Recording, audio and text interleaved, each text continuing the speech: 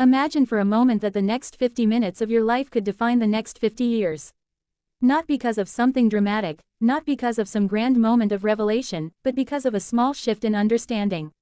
The kind of shift that happens when we stop running, stop reacting, and begin to think clearly about who we are, why we're here, and what kind of impact we want to leave long after we're gone. Most people don't think in horizons bigger than a week, maybe a month, maybe a year. But the people who shape the world, leaders, creators, soldiers, teachers, mothers, fathers, they think in decades. And if you want the next chapter of your life to be better than anything you've lived so far, you must learn to live with a timeline bigger than your fears. We live in a fast world. Everything demands urgency. Notifications, deadlines, comparisons, expectations. Too many of us wake up every day reacting instead of creating.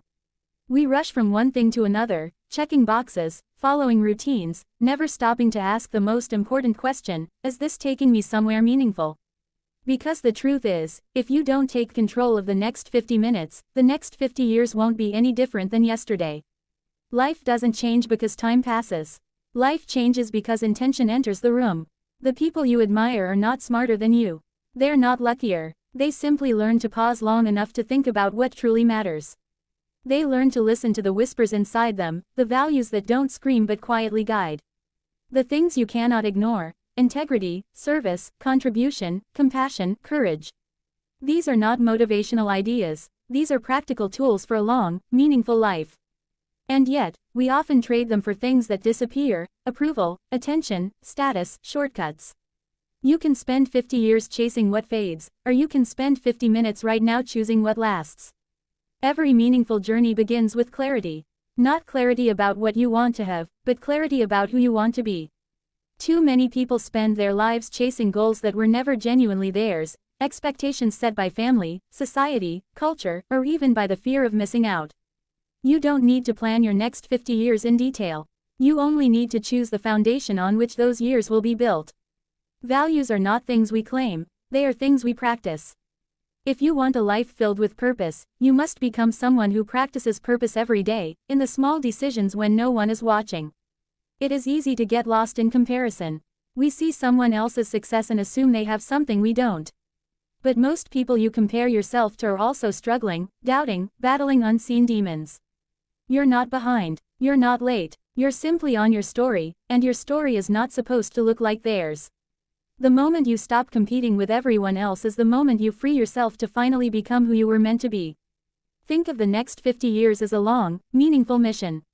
Every mission requires discipline, but discipline is not about punishment, it's about structure. It is the scaffolding that protects your goals while they are still fragile.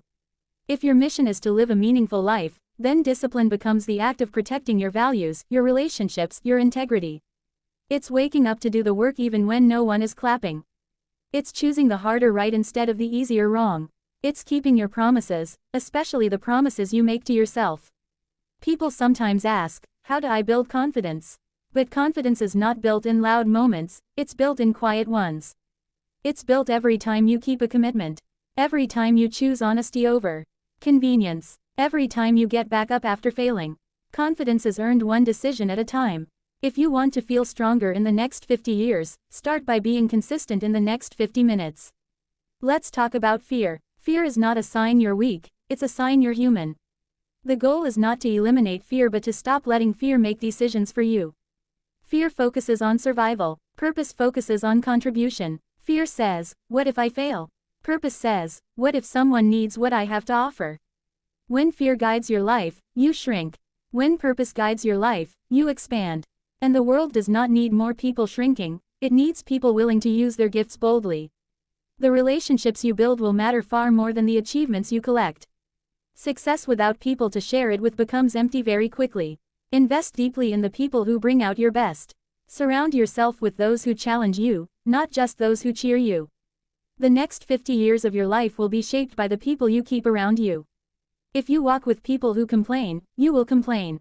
If you walk with people who grow, you will grow. Choose wisely. Loyalty, trust, service, empathy, these are not just nice ideas. They are the ingredients of a fulfilling life. In the next 50 minutes, ask yourself this question: who needs me to show up today? Not in a dramatic way. Not in a heroic way. But in a real way.